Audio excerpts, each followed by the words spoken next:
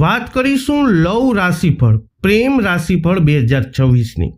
તો આ આવનારું 2026નું નવું વર્ષ તમારા માટે પ્રેમ જીવન માટે, લવ લાઈફ માટે કેવું રહેશે એ વિગતવાર આ વિડીયોમાં જણાવવાના છીએ। જેમના નામના અક્ષરો હોય છે ભ, ધ, ફ, ઢ, ધનુ રાશિની। ધનુ રાશિ તમે સાહસિક, આશાવાદી અને પ્રેમમાં સ્વતંત્રતા પ્રેમી હોવા માટે જાણીતા હો છો। તમે તમારા સંબંધોમાં ઉત્સાહ અને સહજતા લાવો છો અને તમારા જીવનસાથી સાથે નવી જગ્યાઓ, વિચારો અને અનુભવોનું અન્વેષણ કરવાનું પસંદ કરો છો।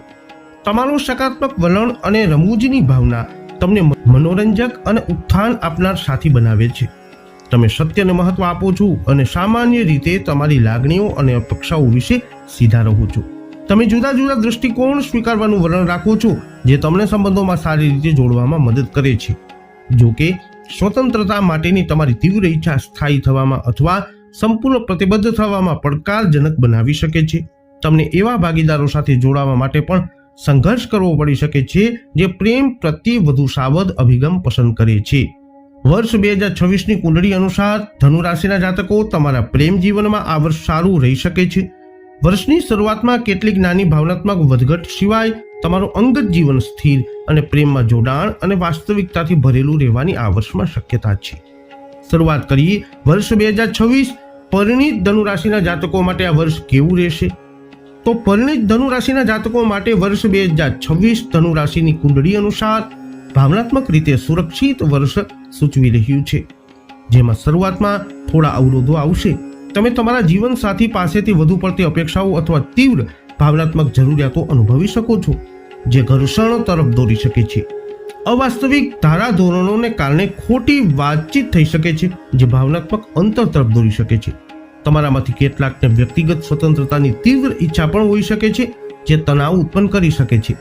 કેટલાક કિસ્સાઓમાં એવી લાલચ અથવા વિચારો આવી શકે છે જે પ્રતિબદ્ધતાને પડકારી શકે છે, ખાસ કરીને જેમના જન્મ ચાર્ટમાં ચોક્કસ પેટર્ન હોય અથવા ગ્રહો હોય। આ લાગણીઓને નિર્ણય લેવાને બદલે પ્રામાણિકતા અને આત્મનિરીક્ષણથી સંબોધિત કરવી જોઈએ। જૂનમાં ગુરુના ગોચર પછી તમે ભાવનાત્મક અંતર અને શું સાજા થવાની જરૂર છે તે સમજવા લાગશો। તમારા જીવનસાથી સાથેના તમારા સંબંધોમાં સુધારો થવાની શક્યતા છે અને અર્થપૂર્ણ વાતચીત અને પરસ્પર વિશ્વાસ સાથે બંધન વધુ ગાઢ બનશે। તમે પ્રેમ પ્રત્યે એક નવો દૃષ્ટિકોણ વિકસાવી શકો છો, જે તમારા સંબંધોમાં ભાવનાત્મક અને બૌદ્ધિક આત્મીયતા પાછી લાવશે।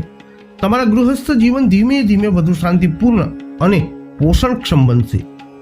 તમે અને તમારા જીવનસાથી ક્ષમા, ધીરજ અને ભાવનાત્મક સલામતીની કદર કરવા લાગશો।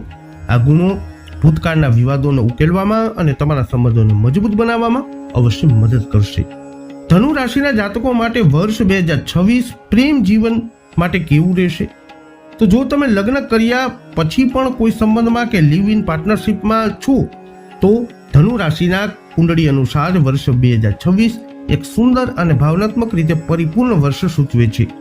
વર્ષની શરૂઆત સ્થિરતા અને વાતચીતમાં સરળતા લાવશે।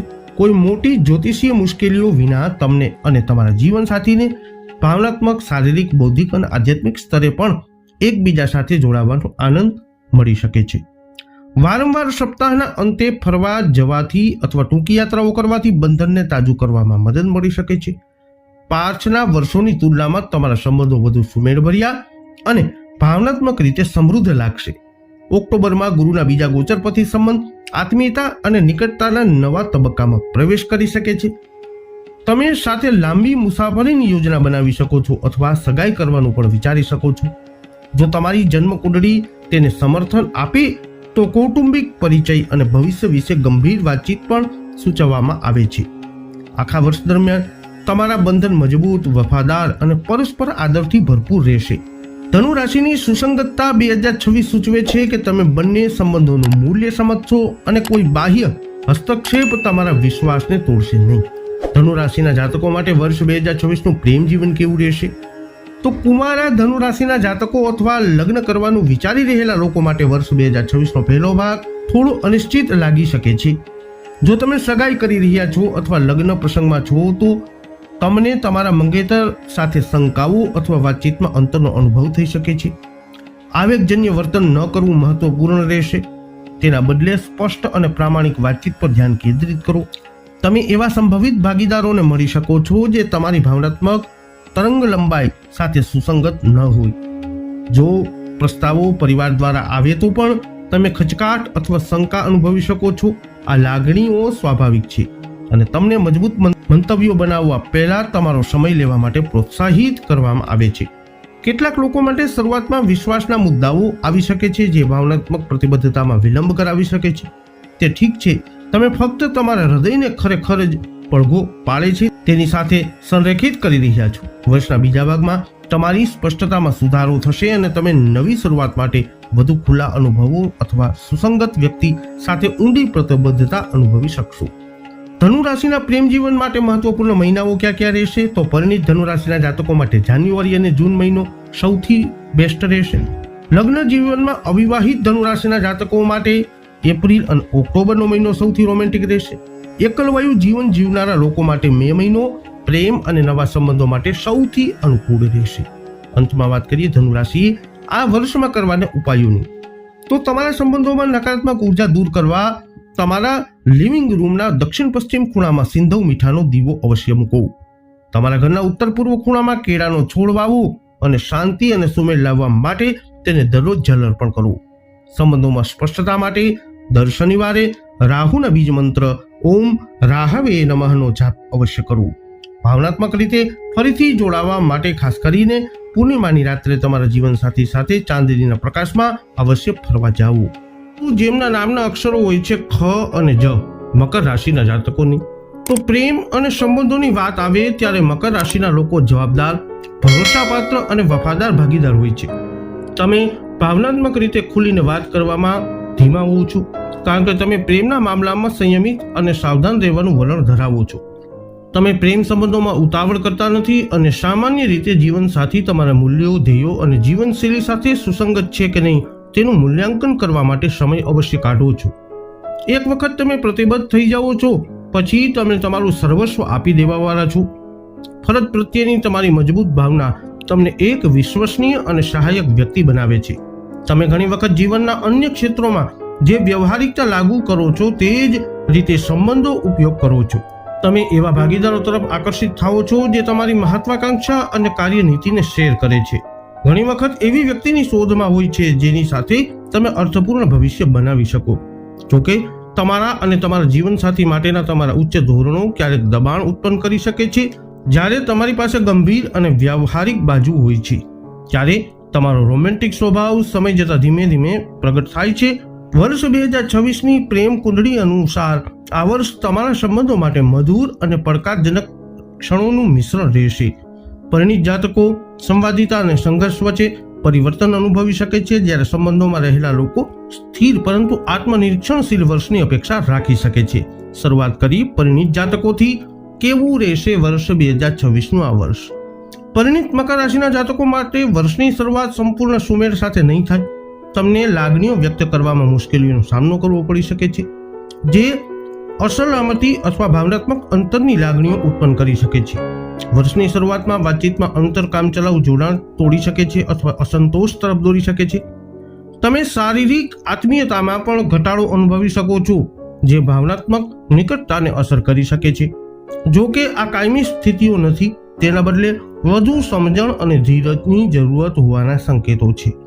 તમને શાંત સ્વર જાળવવાની અને તમારા જીવનસાથીના ભાવનાત્મક સ્થાનનો આદર કરવાની સલાહ આપવામાં આવે છે. વર્ષ 2026ના ગ્રહ ગોચર અનુસાર તમારે તમારા જીવનસાથી પાસેથી તે જ સ્તરની શિસ્ત અથવા બંધારણની અપેક્ષા રાખવાનું ટાળવું જોઈએ જે તમે તમારી પાસેથી અપેક્ષા રાખો છો. તેમને તેમના વિચારો અને લાગણીઓ પર પ્રક્રિયા કરવા માટે સમય અને જગ્યા આપો. જૂન મહિનાના ગુરુના પ્રથમ ગોચર પછી તમારા જીવનસાથી સાથેના સંબંધોમાં સુધારો થવાની શક્યતા છે. પરસ્પર આદર અને ઊંડી સમજણ વધશે અને ભાવનાત્મક અને બૌદ્ધિક સંબંધો ફરીથી સ્થાપિત થશે. જો મતભેદો થાય તો પણ તમે તેમને શાંતિપૂર્ણ રીતે ઉકેલવા માટે વધુ સારી રીતે સજ્જ બનશો. મકર રાશિના જાતકો માટે વર્ષ 2026 સંબંધમાં રહેલા લોકો માટે કેવું રહેશે? તો મકર રાશિના જાતકો માટે જે લોકો રિલેશનશિપમાં છે અથવા લિવ ઇન સેટઅપમાં છે તેમના માટે વર્ષ 2026 ધીમે ધીમે શરૂ થઈ શકે છે. તમને એક વિધવા અથવા નિરસતાની લાગણી થઈ શકે છે, જે તમારા જોડાણને અસર કરી શકે છે. ઉત્તેજના અથવા સ્વયંસ્ફુરિતતાના અભાવને કારણે ગેરસમજ અથવા નાના મતભેદો થઈ શકે છે.